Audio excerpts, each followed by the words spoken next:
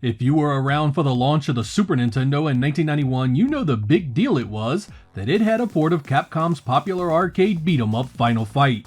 It started with Japanese previews for the Super Famicom version, claims that the visuals were incredible and almost arcade perfect, and they were right. Final Fight on the Super Nintendo looked and sounded about as close to the arcade as you could have hoped.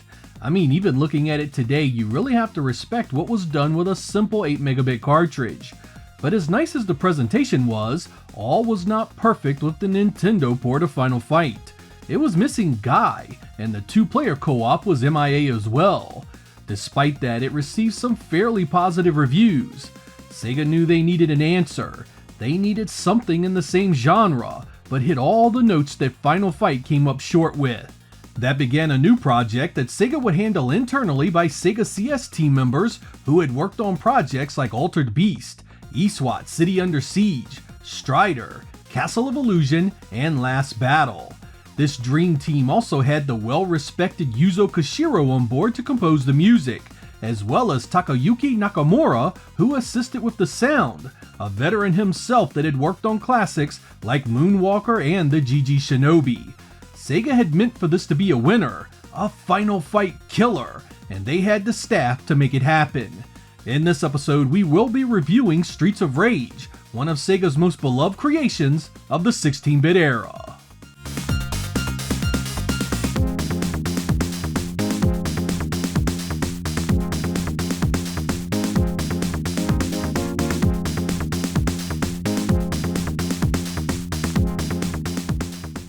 Our story begins in a city beset by crime and anarchy.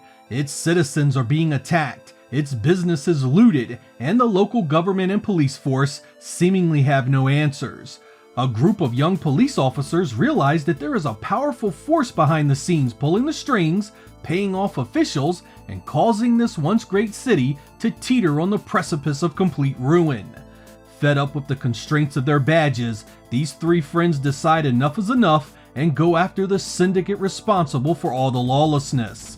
There's Adam Hunter, a powerful boxer, Axel Stone, a well-rounded martial artist, and Blaze Fielding, a judo master with lightning-fast reflexes.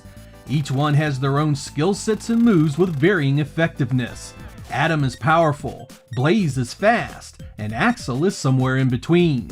Each of our heroes share a core of moves that can be pulled off at any time.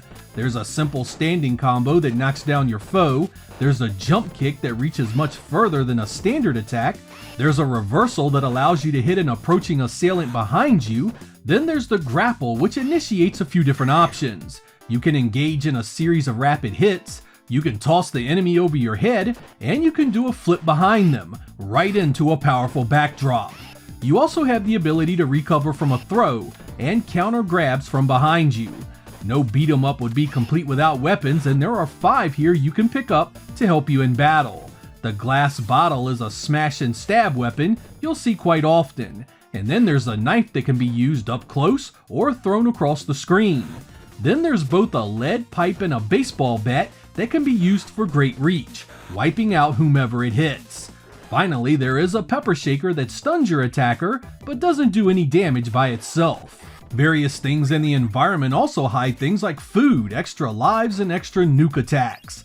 Enemies come in a few different varieties. You have the basic street punk that comes in a few different color schemes. These guys like to hit and run and sneak attacks. There's the Mohawk sporting group that loves to throw you or initiate a slide attack to knock you down. There's the whip-wielding dominatrix clan that has major reach and should be avoided head-on. The Syndicate also had their own Kung Fu posse that loves kicking you from long distances. Apparently, the Syndicate isn't without a sense of humor, because they have an entire legion of felons skilled in the art of juggling. These clowns throw torches and axes at you from across the screen, and are really tough to grapple. You also get a slew of bosses that have special weapons and abilities to make their fight as challenging as possible. Some throw boomerangs, some have Wolverine claws, there's a barbarian that loves to rush you, and a heavyset fella with flame breath, and even a couple of twins that fight just as ferociously as Blaze.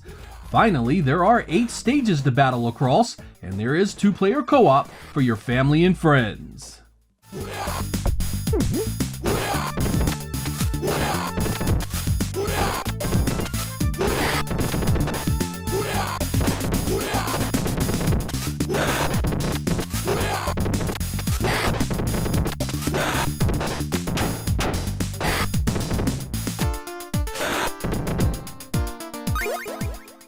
When Streets of Rage released in the summer of 1991, it came on a 4 megabit cartridge, which was pretty standard for the time. Despite that, it manages to be a great looking title overall. You get a good mix of stage locations that have small details that really stand out. You have the neon lights of the local boardwalk, the back alleys of the city streets, the nighttime glow of docked ships. Compared to Final Fight, the sprites are smaller, but you get more of them on screen. That's in addition to the co-op multiplayer. I really did love the choices Sega made for this game visually. It feels like a city where you are in the most dangerous of places. What you see in the backgrounds really impact the environment and how everything feels. Of course, as nice as that may be, that 4 megabit cartridge still leaves some things rather lacking. The enemy variety is anemic to the point of being comical. You are literally battling the same handful of enemies the entire way, and you even replay the boss characters multiple times. It wasn't uncommon to palette swap enemies back then, but here it still leaves you fighting precious few bad guys the entire way. If I had to level a strong critique in this regard, Sega really should have made this a 5 or 6 megabit cartridge and added a few more enemies and bosses to give it some much needed variety. Streets of Rage was a nice looking game by 1991 standards, but 4 megs was just too small to really make this the best it could possibly be.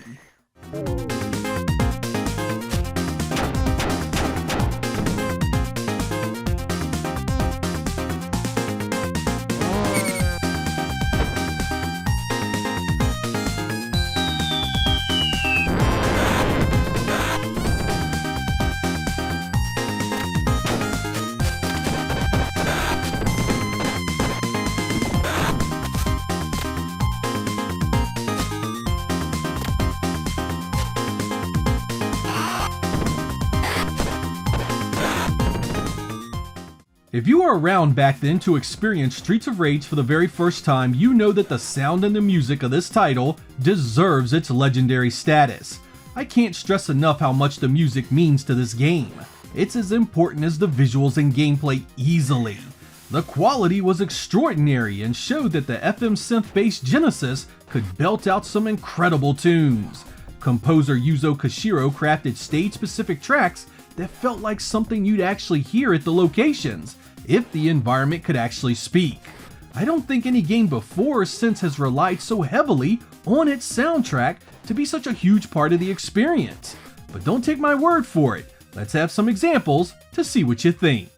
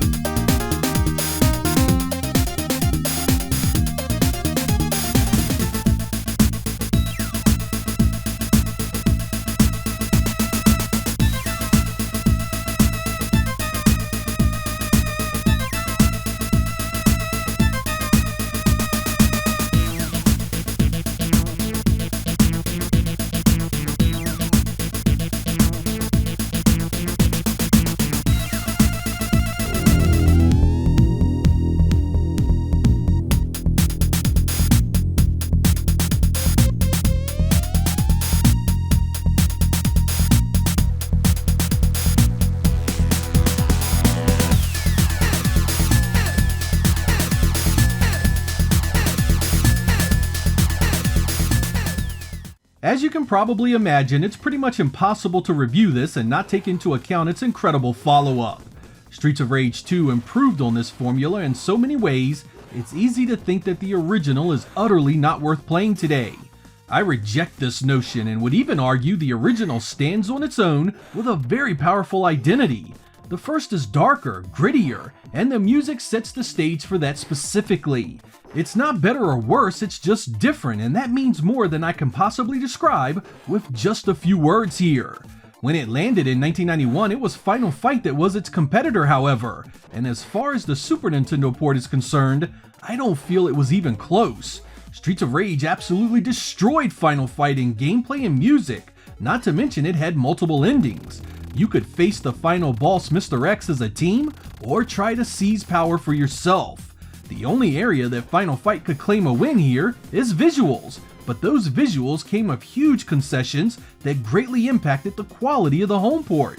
I mean, losing the 2-player co-op in the Super Nintendo Final Fight was a huge blow. But I also want to stress how much better Streets of Rage was than pretty much every game of this type on the Genesis itself. The gameplay felt so nice, with perfect feeling contact between players and enemies.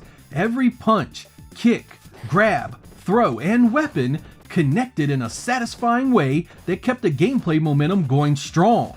Once you mixed in that perfect soundtrack in the 2-player co-op, it was perhaps the very best this genre had ever been. Genuinely, the only weakness it had as a product of 1991 was the lacking enemy variety. I mean, we are talking what, 5 different enemies here? There are some palette swaps, but they still look the same and the AI and animation are virtually the same. Luckily, the stage variety is strong enough to offset some of that disappointment. I really can't be any harder on Streets of Rage than that. While the sequel was certainly better in many ways, you simply can't dismiss how good this was in 1991. It was a powerful reason the Genesis sold so well that year, and remains one of the most memorable experiences for the platform.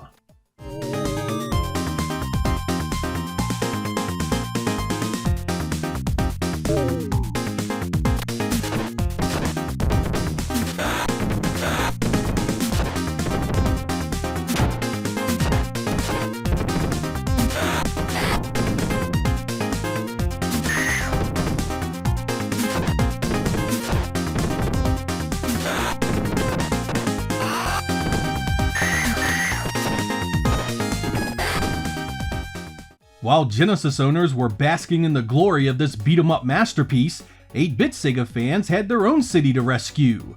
Streets of Rage for the Master System was an incredibly well-done port, with great graphics and a soundtrack that was shockingly familiar. Even the Game Gear got its own version of Streets of Rage, so you could take the action on the go. After the overwhelming success of these titles, Sega went full steam ahead with multiple sequels that had greatly improved visuals and many more moves. That makes going back to the first tier a questionable choice if the sequels were so much improved, right? I really don't feel that way. The original Streets of Rage really does look, sound, and play so different from the other entries that it very much stands on its own. Seriously, the darker, more subdued artistry on display here is a stark contrast to the brighter, more colorful sequels. The gameplay also feels completely unique, not relying on the later game's special moves, and leaving you to focus more on the core combat, its weapons, and its grapple moves. I'd also like to express my undying love for the soundtrack of this one. All the music in this series has a certain appeal, but the stuff in this one was perhaps Yuzo Koshiro's best work. Not necessarily because it's fundamentally better than the other stuff, but more a case that it fits every single stage here like a glove. The back alleys have dogs barking in the distance. The factory sounds so mechanical with its deep bass and deliberate pacing.